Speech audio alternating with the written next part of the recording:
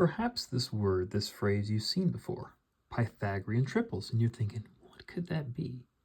Maybe you've taken a math class, maybe you've heard about this from someone who has.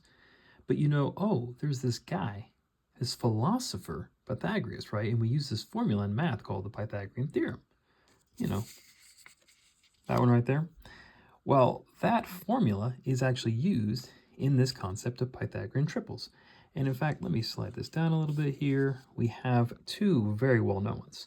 3, 4, 5, that's one Pythagorean triple, and 5, 12, and 13. That's a Pythagorean triple as well.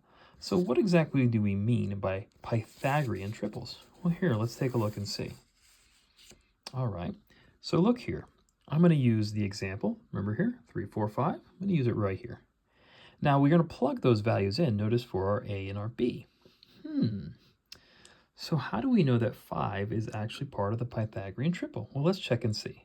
Well, what is 3 squared and 4 squared? Well, 3 squared and 4 squared is 9 plus 16 because 3 squared is 9 and 4 squared is 16. If we add those two together, we get 25, don't we? Now, how are we going to figure out what that last one is? Well, as you can see, we're going to square root both sides. And watch what we find. What do you know? We find that the missing one, right, the missing value there is part of that triple. Hope this has been helpful.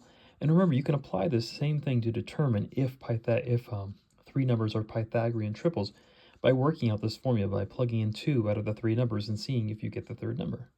If you have any questions, feel free to comment in the section below. Thank you and have a nice day. Goodbye.